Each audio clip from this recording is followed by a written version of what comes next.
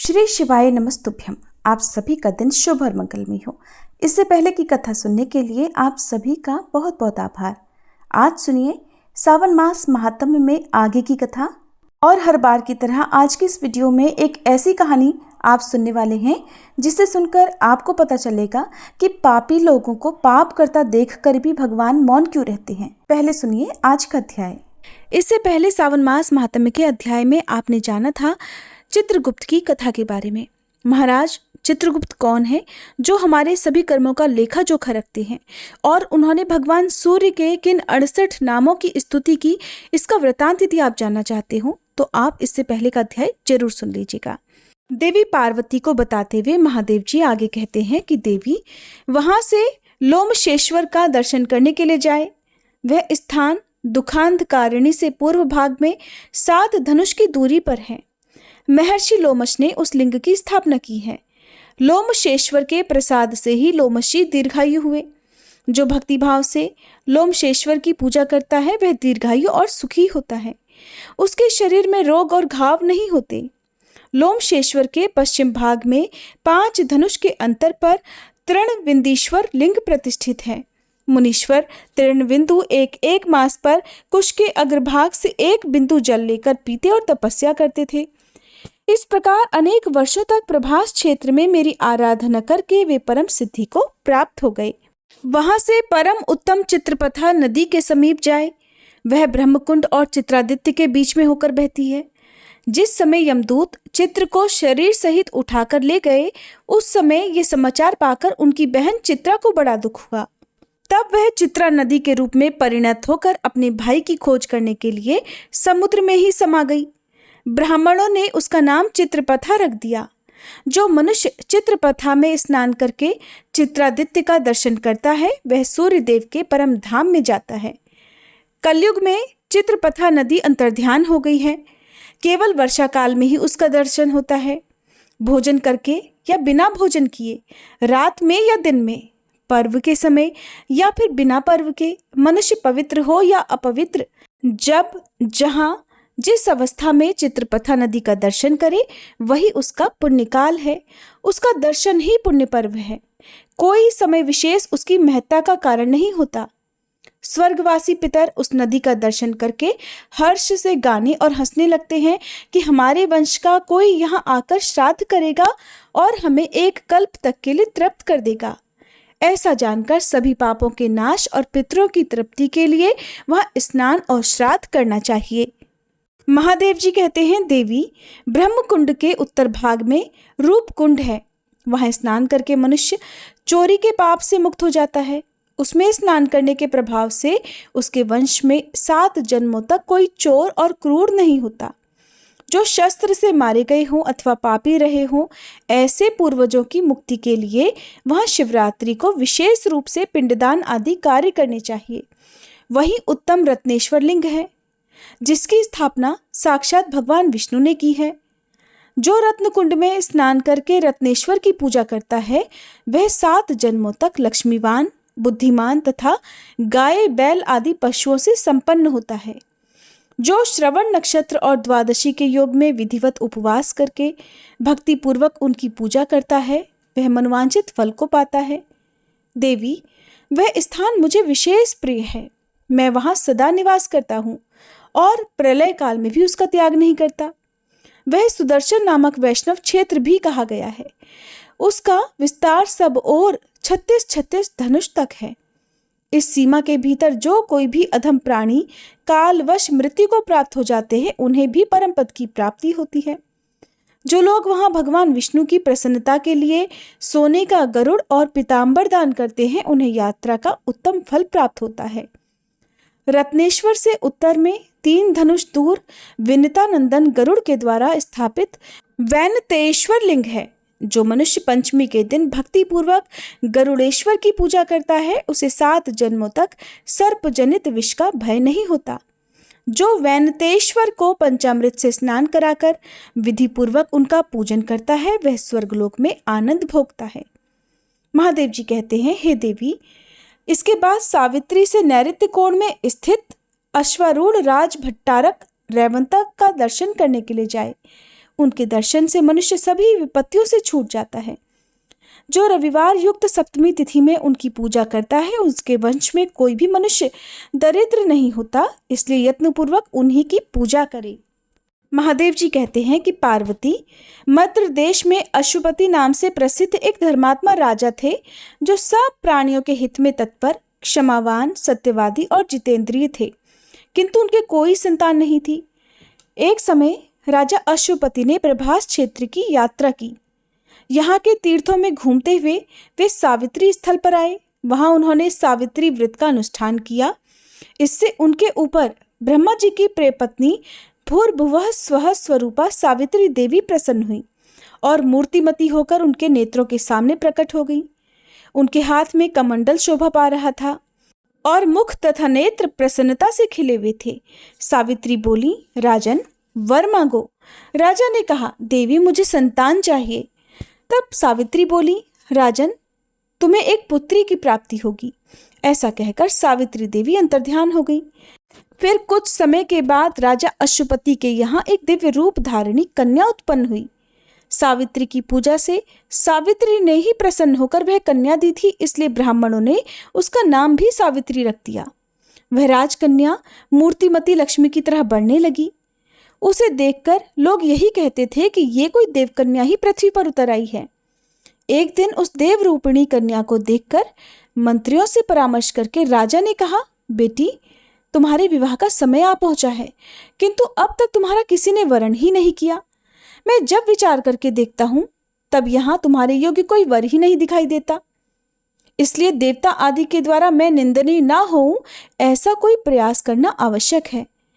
मैंने धर्मशास्त्रों में ये बात सुनी है कि जो कन्या पिता के घर में विवाह संस्कार के पहले से ही अपने को रजस्वला देखती है, उसके पिता को ब्रह्महत्या का पाप लगता है।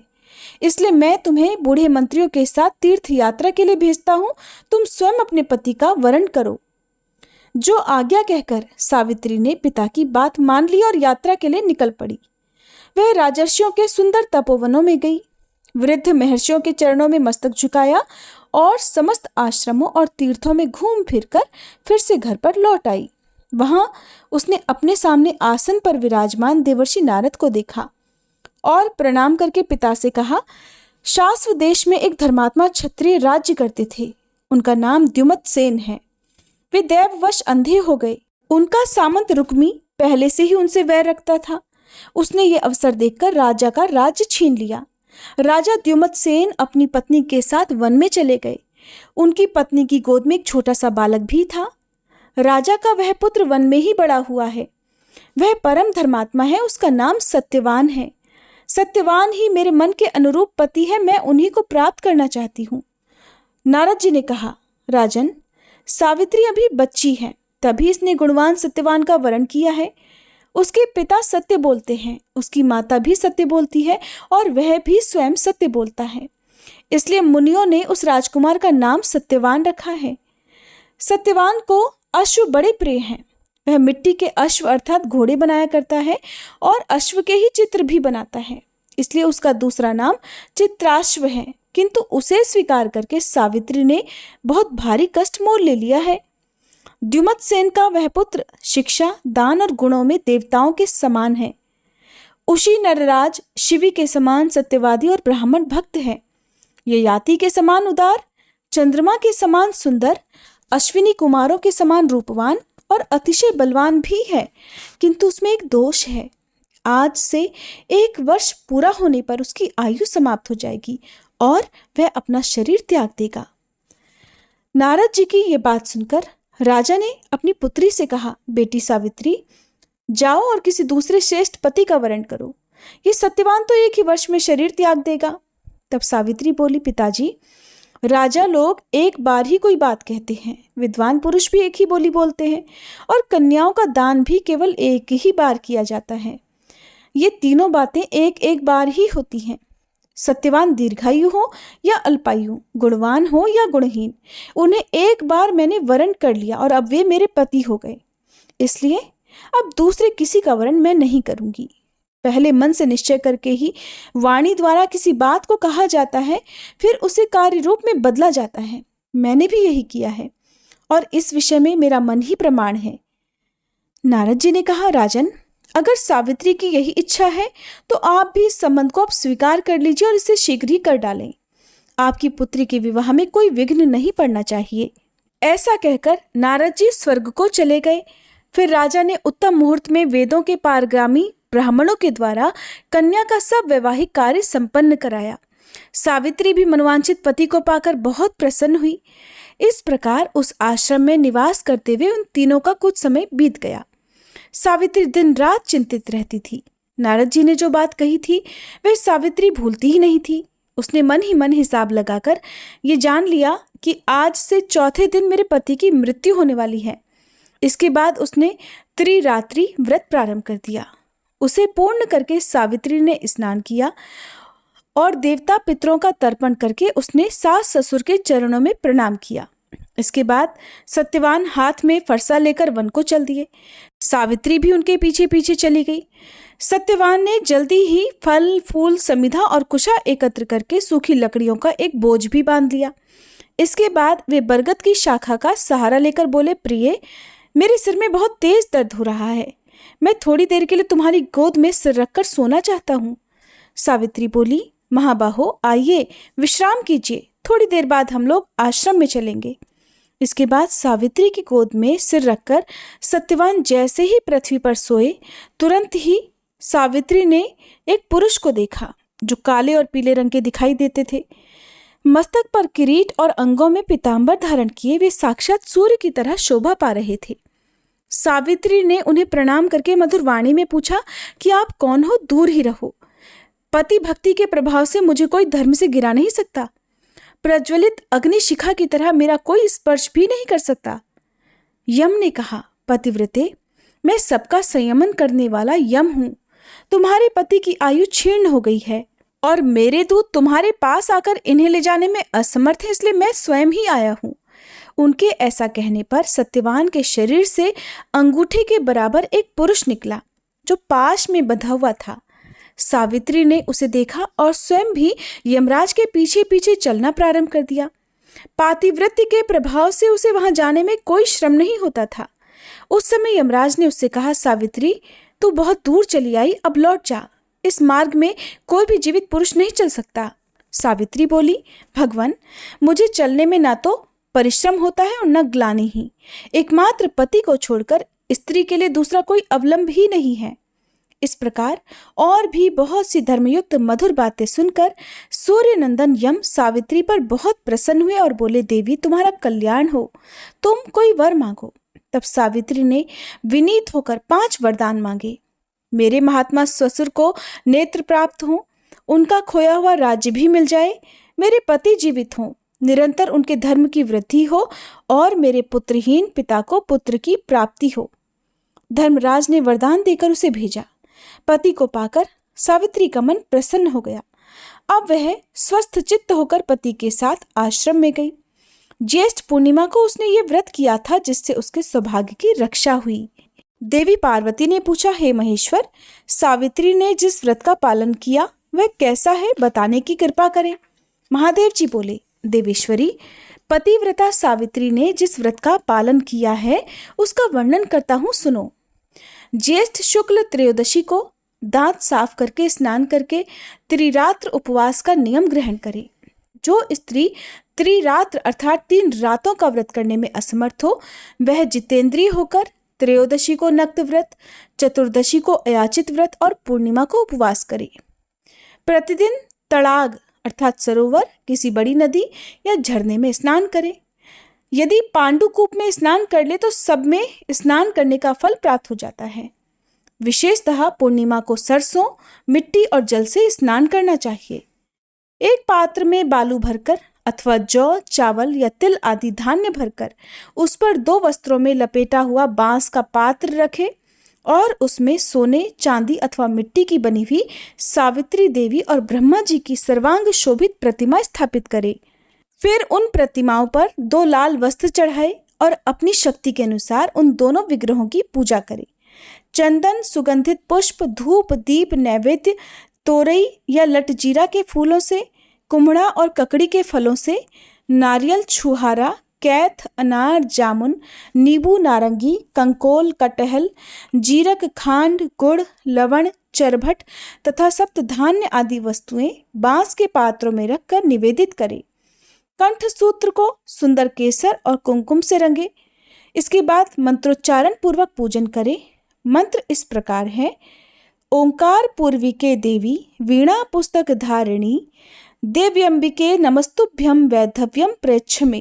अर्थात वीणा और पुस्तक धारण करने वाली सच्चिदानंदमयी माता सावित्री देवी, आपको नमस्कार है, आप मुझे सौभाग्य प्रदान करो। इस प्रकार पूजा प्रार्थना करके बहुत से स्त्री पुरुषों के साथ गाना बजाना करते हुए वहां जागरण करें। श्रेष्ठ ब्राह्मणों से सावित्री की कथा कहलवाए। ब्रह्मा जी सावित्री जी का विवाह करे। सारी सामग्री वेदज्ञ ब्राह्मण को दान करे। जिसकी जीविका कठिनाई से चलती हो ऐसे निर्धन अग्निहोत्री ब्राह्मण को सावित्री की प्रतिमा दान करे। उस रात में ब्राह्मण दंपतियों को निमंत्रित करके प्रातःकाल वटवृक्ष के नीचे सावित्री के सम्मुख भोजन कराए। वहां एक एक ब्राह्मण को भोजन कराना कोटि कोटि ब्राह्मणों को भोजन कराने के समान पुण्यदायक कहा गया है। ब्राह्मणों को भोजन कराते समय कड़वे तेल का बना हुआ अर्थात सरसों के तेल का बना हुआ व्यंजन ना परोसे। स्त्री को खट्टा और खारा भोजन कभी नहीं देना चाहिए। 5 प्रकार के मधुर भोजन कराए। दूध और घी में बने हुए पुए, अशोक वर्तिका एक प्रकार का पकवान, छुहारे के साथ बनी हुई पुपिका, घी और गुड़ से बना हुआ हलवा और मोदक। जो स्त्री ऐसा करती है वह धन धान्य और मनुष्यों से पूर्ण होती है। उसका वंश भरा पूरा रहता है। उसके कुल में कभी कोई स्त्री विधवा नहीं होती। अथवा यदि तीर्थ में भोजन की सुविधा ना हो तो घर लौटने पर भोजन कराए, जिससे सावित्री देवी प्रसन्न हो। इसी प्रकार अपने घर पर आकर पितरों के लिए पिंडदान पूर्वक श्राद्ध भी करे। इससे पितर संतुष्ट होते हैं, ऐसा ब्रह्मा जी का कहना है।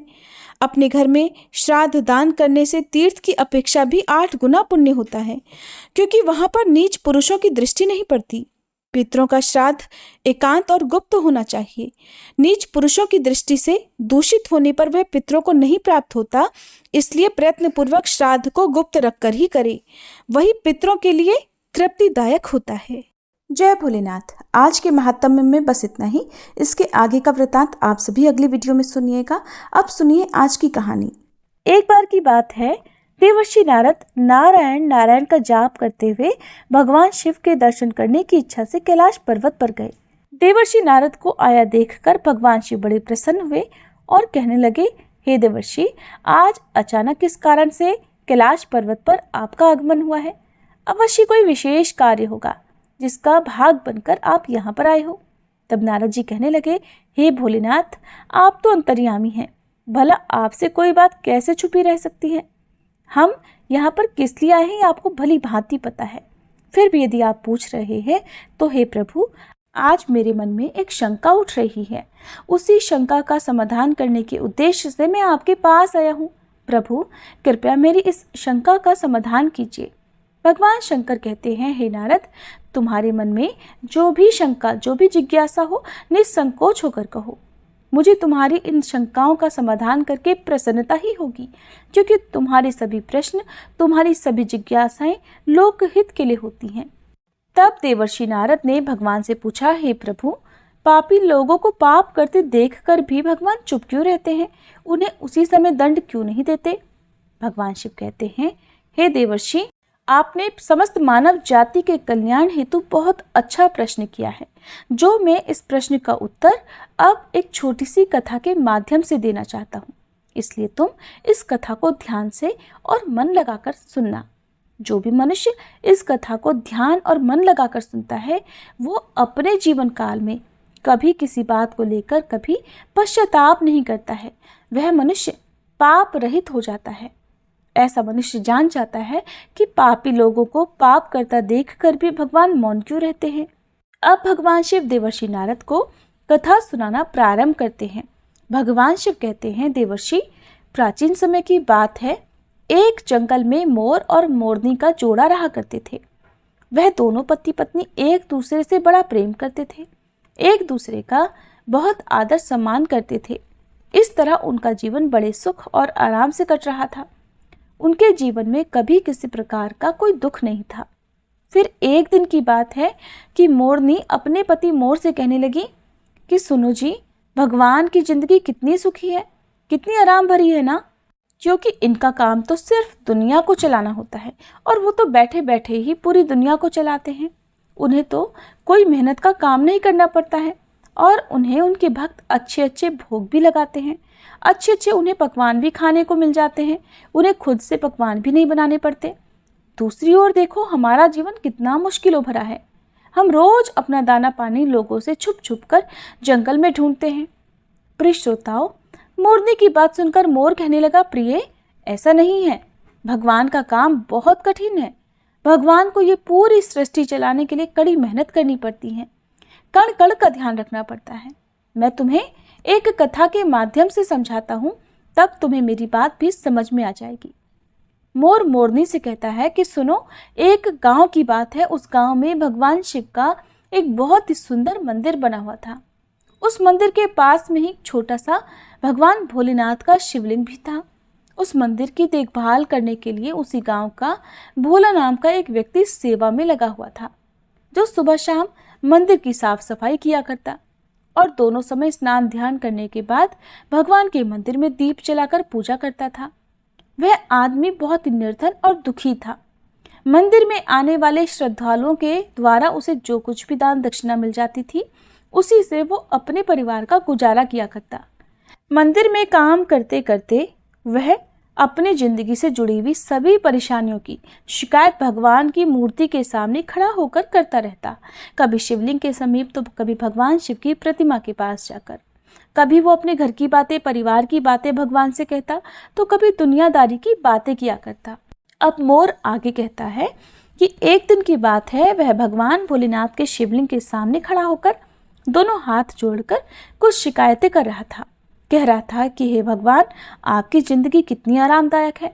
आप तो बस मंदिर में एक जगह आराम से बैठे रहते हैं और चुपचाप लोगों की प्रार्थनाएं सुनते रहते हैं। कोई आपको लड्डुओं का भोग लगा जाता है तो कोई प्रसाद चढ़ा जाता है। तरह तरह की मिठाइयाँ और पकवान भी आपको यहीं बैठे बैठे खाने को मिलते रहते हैं। आपका जीवन कितना आसान है प्रभु, और मेरी जिंदगी देखो कितनी कठिन है। मेरी छोटी सी जिंदगी है, उसमें आपने हजारों तरह के दुख भर दिए हैं और हजारों तरह की परेशानियां मुझे आप दे रहे हैं। मैं दिन भर कड़ी मेहनत करता हूँ, तब कहीं 2 समय का खाना मैं अपने और अपने परिवार के लिए जुटा पाता हूँ।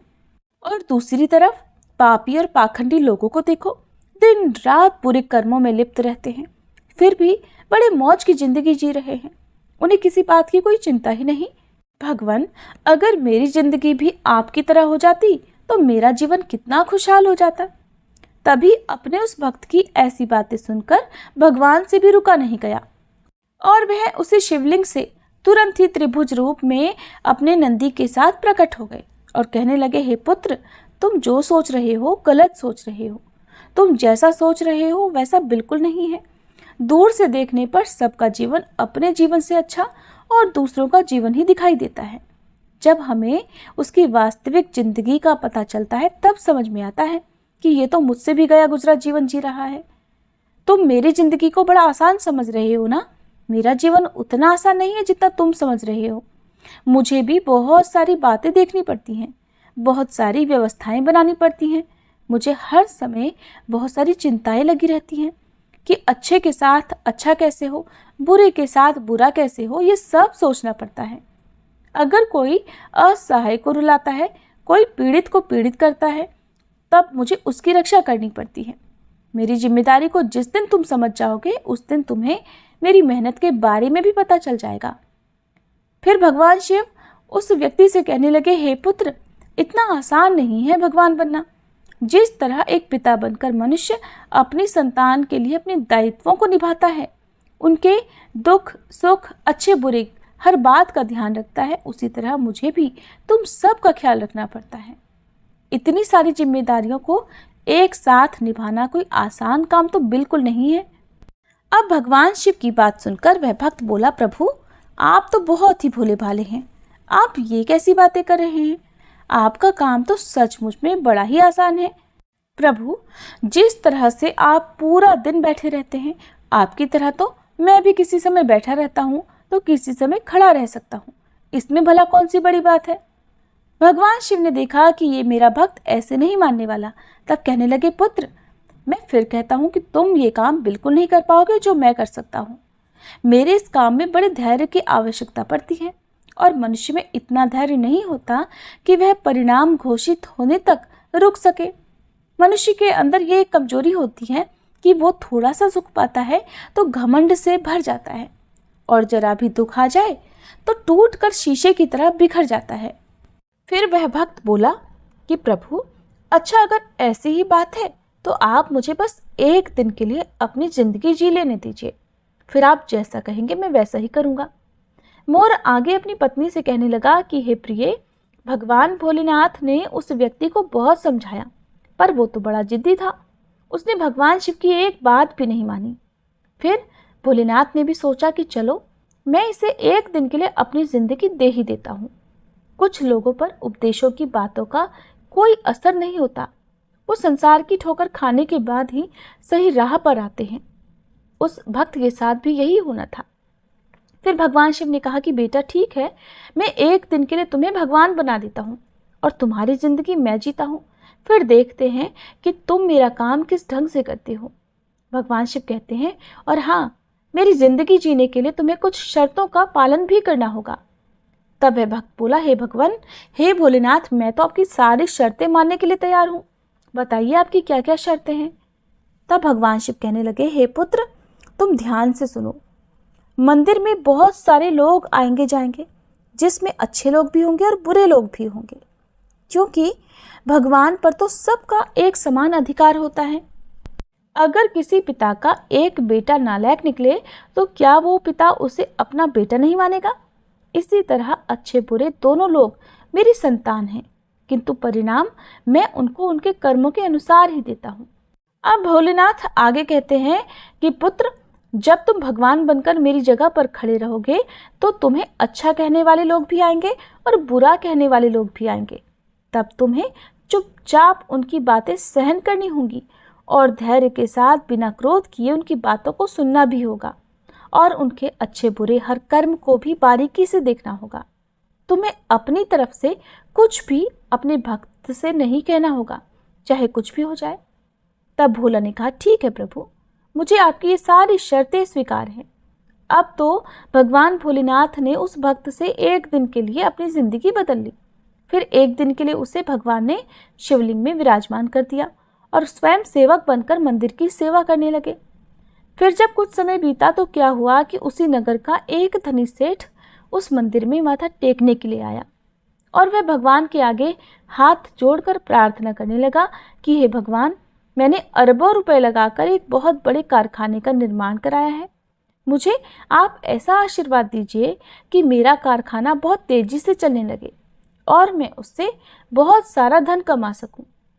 वह सेठ ऐसी प्रार्थना करने के बाद माथा टेकने के लिए जब नीचे झुका तो उसकी जेब से पैसों का भरा हुआ बटुआ निकलकर जमीन पर गिर पड़ा, लेकिन सेठ को अपना बटुआ दिखाई नहीं दिया, जिससे वह वहां से उठकर जाने लगा।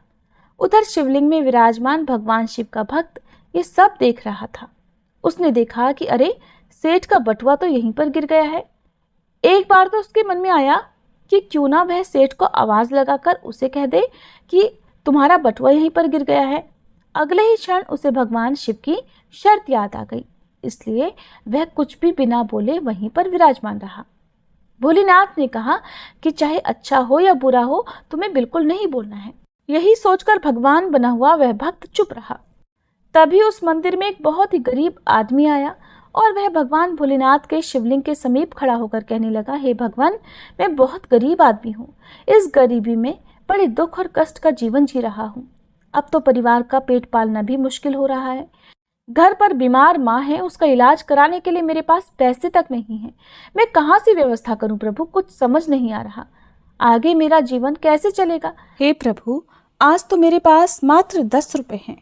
इनसे ना तो एक समय का राशन आ पाएगा और ना ही मेरी माँ की दवाई। कुछ कृपा कर दो भोलेनाथ, ताकि मेरी जरूरतें पूरी हो जाएं। ऐसा कहकर बड़े दुखी मन से वह आदमी जब मंदिर से बाहर जाने लगा, तभी उसकी नज़र पैसों से भरे एक बटुए पर पड़ी। उसने वह बटुआ तुरंत उठा लिया और उसमें बहुत सारे पैसे देखकर वह मन ही मन खुश होने लगा और भगवान को धन्यवाद देने लगा कि हे भोलेनाथ, आप तो वास्तव में बड़े महान हो। आपने मेरी प्रार्थना इतनी जल्दी सुन ली। अब इन पैसों से मैं अपने परिवार के लिए राशन की व्यवस्था करूंगा और अपनी बीमार माँ का इलाज भी कराऊंगा। फिर उधर भगवान बनकर शिवलिंग में विराजमान भक्त सोचने लगा, अरे ये बटुआ तो उस अमीर सेठ का है और ये गरीब आदमी इसे उठाकर ले जा रहा है। एक बार तो उसके मन में आया कि आवाज़ देकर इसे बता दूं कि ये बटुआ उसका नहीं बल्कि एक सेठ का है जो वो लेकर जा रहा है। लेकिन तुरंत ही उसे भगवान भोलेनाथ की शर्त याद आ गई, इसलिए वह चुपचाप रहा। अब गरीब आदमी के जाने के बाद मंदिर में एक व्यक्ति और आया। वह तीसरा व्यक्ति एक सैनिक था जो अगले ही दिन अपने राजा के साथ युद्ध करने के लिए जा रहा था। वह मंदिर में भगवान से प्रार्थना करने आया था कि हे भोलेनाथ, उसकी यात्रा सुरक्षित रहे और वह युद्ध के बाद सकुशल अपने घर अपने परिवारजनों के बीच लौट जाए। वह सैनिक प्रार्थना कर ही रहा था कि इतने में ही वही व्यापारी अपने कुछ लोगों के साथ मंदिर में आया, जिसका पैसे से भरा हुआ बटुआ मंदिर में गिर गया था। जब सेठ ने उस सैनिक को वहां देखा तो उसने सोचा कि जरूर इसी ने मेरा बटुआ उठाया होगा। तब सेठ के कहने पर सेठ के लोगों ने उस सैनिक को पकड़ लिया और उसे पकड़कर ले जाने लगे। ये बात भगवान शंकर बने हुए उस भक्त को बिल्कुल भी सही नहीं लगी, क्योंकि वो सैनिक तो बिल्कुल निर्दोष था। बटुआ तो वह गरीब आदमी लेकर चला गया था। तब भगवान बने हुए भक्त को अपने सामने होता हुआ ये अन्याय का काम बिल्कुल पसंद नहीं आया और वह कहने लगा, हे सेठ, तेरा बटुआ इसने नहीं चुराया है। तेरा बटुआ तो इसने पहले मंदिर में एक गरीब आदमी आया था उसने उठाया है। अब सेठ और उसके आदमी भला भगवान की बात क्यों ना मानते। उन्होंने तुरंत सैनिक को छोड़ दिया और उस गरीब आदमी को पकड़ लाए। उससे सेठ का बटुआ भी छीन लिया। तब वह बेचारा बड़ा निराश हुआ। उधर जब एक दिन का समय पूरा हुआ तो भगवान भोलेनाथ मंदिर में आए और उधर भगवान बने हुए उस भक्त ने पूरे दिन का घटनाक्रम भगवान भोलेनाथ को सुनाया और बड़े गर्व से कहा, हे प्रभु, आज मैंने एक सैनिक के साथ हो रहे अन्याय को होने से रोक लिया। आपने देखा, एक दिन भगवान बनकर मैंने कितना महत्वपूर्ण काम किया है। तब भगवान शिव अपने भक्त की बातें सुनकर कहने लगे, पुत्र, तुमने ये न्याय नहीं अन्याय किया है। तुमने उस गरीब आदमी को पकड़वाकर उसके परिवार के मुंह से भोजन का निवाला छीना है, उसकी बीमार माँ का इलाज होने से रोका है। ये तुमने बहुत बड़ा अन्याय किया है। वो सेठ बड़ा अधर्मी था। उसने पाप करके करोड़ों रुपए की यह दौलत जोड़ी है। गरीबों का पेट काटकर उनके साथ धोखा करके उसने उन पैसों को इकट्ठा किया है। अगर उसका बटुआ छूट गया था तो क्या हुआ, कम से कम किसी गरीब का तो उन रुपयों से कुछ भला हो जाता और उस सेठ के कुछ पाप भी कम हो जाते। तुमने उस सैनिक को बचाकर भी बहुत बड़ा अन्याय ही किया है। तुम्हें लगता है कि तुमने न्याय किया है। वह सैनिक अपने राजा के साथ युद्ध में जाकर एक कमजोर देश का राज्य हड़पने वाला था। जानते हो उस युद्ध में कितने निर्दोष सैनिक मारे जाएंगे। तुमने उसे बचाकर बहुत बड़ा अन्याय किया है। भक्त को भोलेनाथ की इस बात को सुनकर बड़ा पश्चाताप हुआ। तब वह कहने लगा, हे प्रभु, हे भोलेनाथ, मैं तो वही देख पा रहा था जो मेरी आंखों के सामने हो रहा था। उसके पीछे की सच्चाई कुछ और ही होगी, ये मैं नहीं देख पा रहा था।